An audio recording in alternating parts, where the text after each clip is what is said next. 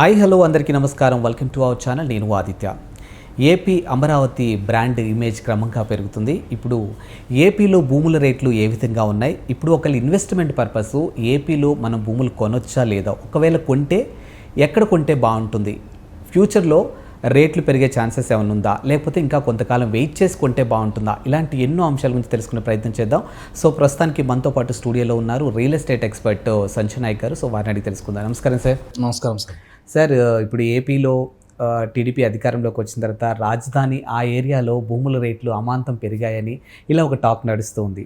నిజంగా ఇప్పుడు ఏపీలో రియల్ ఎస్టేట్ కూడా చాలా పెరిగిందని అంటారు. ఇప్పుడు ఏపీలో నిజంగా మనం ఒకళ్ళు భూమి కొనాలంటే ఎక్కడ కొంటే బాగుంటుంది, అది కూడా ఇన్వెస్ట్మెంట్ పర్పస్. అండ్ ఇంకోటి ఏంటంటే అసలు ఇప్పుడు కొనుక్కోవడానికి కరెక్ట్ టైమా కాదా? సో ఏపీ అనేది ఇంతకుముందు ఏంటంటే చాలామందికి ఒక క్లారిటీ లేదు, క్యాపిటల్ సిటీ ఏదవుతుందని. మూడు రాజధానులు అనేసరికి చాలామంది ఇన్వెస్టర్స్ ఏం చేస్తారు, ఏపీలో ఇన్వెస్ట్మెంట్ చేయకుండా హైదరాబాద్ సరౌండింగ్లో ఎక్కువ ఇన్వెస్ట్మెంట్ చేస్తారు చాలామంది. సో అది క్లారిటీ లేదు, మూడు రాజధానులు అన్నారని చెప్పిన తర్వాత ఇప్పుడు నెక్స్ట్ గవర్నమెంట్ మారిపోయిన తర్వాత మళ్ళీ చంద్రబాబు నాయుడు గారు వచ్చిన తర్వాత ఏమైందంటే అందరికీ ఒక క్లారిటీ వచ్చిందంటే కన్ఫర్మ్ అయిపోయింది అమరావతి రాజధాని, దీంట్లో ఎలాంటి తిరుగు లేదు అని చెప్పేసి. అప్పుడు దాకా మార్కెట్లో చాలా తక్కువ ఉండే ప్రైజెస్ కూడా ధమ్మని పెరిగిపోయినాయి. రియల్ ఎస్టేట్కి ఉన్న బ్యూటీ అదే. నేను చాలాసార్లు గతంలో కూడా చెప్పిన, ఫ్రాక్ జంప్ అంటారు దీన్ని. సో ఎప్పుడైనా కానీ 2-3 సంవత్సరాలు 4-5 సంవత్సరాలు కూడా ఒక ఏరియాలో రేటు పెద్దగా పెరగదు, కానీ ఆ తర్వాత దమ్మని ఒకటేసారి పెరిగిపోతుంది. దానికి గల రీజన్ ఏంటంటే అక్కడ వచ్చే అనౌన్స్మెంట్. అంటే గవర్నమెంట్ నుంచి ఏదైనా ఒక అనౌన్స్మెంట్ వచ్చిందంటే ఆటోమేటిక్గా surrounding land values, market value మీద, రియల్ ఎస్టేట్ మీద ఎఫెక్ట్ అనేది పడుతుంది ఖచ్చితంగా. సో ఇక్కడ ఇప్పుడు ఏమైంది అంటే ఏపీకి మళ్ళీ టీడీపీ వచ్చిన తర్వాత ఈయన విజనరీ లీడర్, సో ఈయన తలుచుకుంటే చేయగలుగుతారు, ఈయనకు ఆ పొటెన్షియల్ ఉంది అని చెప్పేసి గవర్నమెంట్ కూడా ఏంటంటే ఇప్పుడు కూటమి రావడం వల్ల ఏమైంది, మేజర్గా సీట్లు వీళ్ళకే ఇచ్చారు. ఎందుకంటే ఒక గవర్నమెంట్ స్టేబుల్గా ఉన్నప్పుడే 10 సంవత్సరాలు ఎప్పుడైతే ఉంటుందో అప్పుడు మాత్రమే విపరీతమైన డెవలప్మెంట్ మనం చూడొచ్చు. ఇవాళ మన హైదరాబాద్ తీసుకుంటే ఇంతగానో ఎందుకు డెవలప్మెంట్ అయింది, కేసీఆర్ అనే ఒక వ్యక్తి 10 సంవత్సరాలు ఉన్నాడు కాబట్టి. ఎందుకంటే 10 సంవత్సరాలు వాళ్ళ దగ్గర టైం ఉంది. ఈ 10 సంవత్సరాల్లో ఎక్కువ డెవలప్మెంట్ చేయడానికి, ఏదైనా నిర్ణయాలు తీసుకోవడానికి ఛాన్సెస్ ఎక్కువ ఉంటాయి. 5 సంవత్సరాలు ఏం కాదు. అందుకే గతంలో 5 సంవత్సరాలు ఉన్నా కూడా పెద్దగా డెవలప్మెంట్ ఏం కాలే. ఇప్పుడు ఏమైంది, మళ్ళీ గవర్నమెంట్ వచ్చిన తర్వాత నెక్స్ట్ గవర్నమెంట్ కూడా మళ్ళీ ఒక 10 సంవత్సరాలు ఒకటే గవర్నమెంట్ స్టాండర్డ్గా ఉండగలిగితే ఏపీ మొత్తం దిశ మారిపోతుంది. పర్టికులర్లీ అమరావతి ఏరియా నేను చెప్పేది, అమరావతి సరౌండింగ్ ఒక 30 నుంచి 50 కిలోమీటర్ రేడియస్ వరకు అద్భుతమైన రేట్లు పెరుగుతాయి. ఎందుకంటే అమరావతికి ఇప్పుడు ఏమైంది, మళ్ళీ కన్ఫర్మేషన్ రాజధాని కన్ఫర్మ్ అయింది. ప్లస్ ఇప్పుడు బడ్జెట్లో మొన్న వచ్చినప్పుడు ఏమైంది, దాదాపు 15,000 కోట్ల అమౌంట్ వచ్చింది. ప్లస్ దీంతో పాటు ఇంకా అడిషనల్గా మీకు ఏమైనా అవసరం అయితే కూడా మేము సపోర్ట్ చేస్తామని చెప్పి కూడా సెంట్రల్ నుంచి సపోర్ట్ ఉంది. అలా సెంట్రల్కి కూడా ఇక్కడ ఏపీని కాపాడుకోవాల్సిన అవసరం చాలా ఉంది కాబట్టి సో ఇదొక మేజర్ అడ్వాంటేజ్. దాని తర్వాత ఏంటంటే మొన్నటి దాకా 20,000 30,000 ఉన్నది కూడా ఇలా 50,000 70,000 ఉంది. కోర్ ఏరియాలో ₹1,00,000 అంతకన్నా ఎబో కూడా ఉన్నాయి. సో మన దగ్గర ఎఫర్ట్ చేయగలిగితే కోర్ ఏరియాలో కొనవచ్చు. ఎఫర్ట్ చేయలేమన్నప్పుడు ఏం చేయాలంటే, మళ్ళీ చెప్తున్నాను నేను, ఒక ఇంపార్టెంట్ పాయింట్ ఏంటంటే రాజధానికి, ఒక మెట్రోపాలిటన్ సిటీకి 100 కిలోమీటర్ రేడియస్ ఎప్పటికైనా రేట్లు పెరుగుతాయి. ఇది నేను చెప్పట్లేదు, రియల్ ఎస్టేట్లో మహా గురువులు నాకు చెప్పిన విషయం ఇది.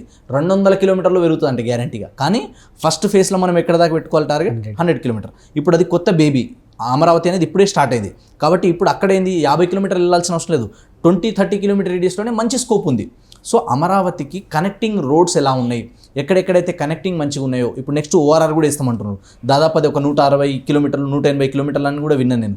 సో ఈ ఔటర్ రింగ్ రోడ్ ఎక్కడి నుంచి అయితే వస్తుందో దానికి సరౌండింగ్లో, ప్లస్ ఈ క్యాపిటల్ సిటీకి ఒక 20-30 కిలోమీటర్ రేడియస్లో ఇంకా రీజనబుల్ అఫోర్డబుల్ ప్రైస్లో ఉన్నాయి. 10,000 15,000 20,000 రేంజ్లో కూడా గజాలు కొన్ని దొరుకుతున్నాయి కొన్ని ఏరియాలో.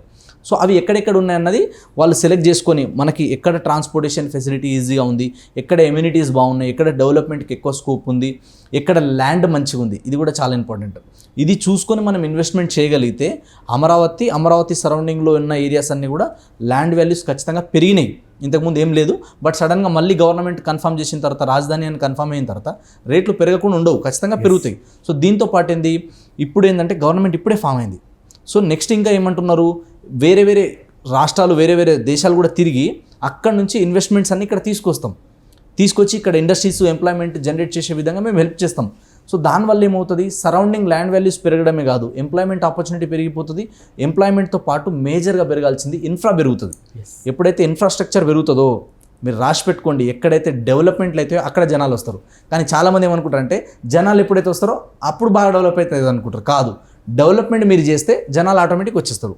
సో ఇది బిల్డర్లకి డెవలపర్లకి చాలా బాగా తెలుసు. అందుకే వాళ్ళు ఏం చేస్తారంటే ముందు చూపుతోనే తక్కువలో ఉన్నప్పుడే వాళ్ళు మొత్తం ల్యాండ్ ఆక్యుపై చేసుకొని వాళ్ళు ల్యాండ్ ప్రొక్యూర్ చేసుకున్న తర్వాత వాటిని మెల్లిమెల్లిగా డెవలప్మెంట్ చేస్తారు. ఇలా అమరావతి చుట్టుపక్కల తీసుకోండి, విపరీతమైన గ్రోత్, సేల్స్ బాగా జరుగుతున్నాయని కూడా మాకు తెలిసిన బిల్డర్లు అసోసియేషన్ వాళ్ళు చెప్పారు. సో అమరావతియే కాదు, అమరావతి నుంచి 30 కిలోమీటర్ రేడియస్, దీంతో పాటు నెక్స్ట్ అమరావతి లాగా పొటెన్షియల్ ఎక్కడెక్కడ ఉంది అలాంటి ఏరియాస్. ఇప్పుడు లైక్ మనకు వైజాగ్ ఉంది, వైజాగ్లో మంచి పొటెన్షియల్ ఉన్న ఏరియా, కొన్ని నెల్లూరు ఉన్నాయి, తర్వాత వచ్చేసి కొన్ని తిరుపతి లాంటి ఏరియాస్ ఉన్నాయి. ఎక్కడైతే మనకి ఎంప్లాయ్మెంట్ స్కోప్ ఉందో, విజయవాడ ఉంది, గన్నవరం ఉంది, ఇట్లా ఈ ఏరియాస్ ఎక్కడెక్కడైతే ఉన్నాయో అలాంటి ఏరియాస్ అంటే ఎమర్జింగ్ ఏరియాస్, ఎక్కడైతే ఏది డెవలప్మెంట్ వచ్చినా రాకపోయినా ఈ ఏరియా ఖచ్చితంగా డెవలప్మెంట్ అవుతుందని ఉంటుంది కదా. అంటే ఎప్పుడు వస్తుంది అది, జనాలు ఎక్కువ రావడానికి పోవడానికి కనెక్టివిటీ, రోడ్స్ కానీ, ట్రైన్ ఫెసిలిటీస్ కానీ, ఎయిర్పోర్ట్స్ కానీ వీటికి దగ్గరలో ఉంటే, ఒక 100 కిలోమీటర్ రేడియస్లో ఉంటే, లేదా రాజధాని, ఎందుకు రాజధాని అనేది మొత్తం రాష్ట్రాన్ని శాసిస్తుంది అక్కడ నుంచే, కాబట్టి ఆ రాజధానికి దగ్గరలో ఉన్నాయి.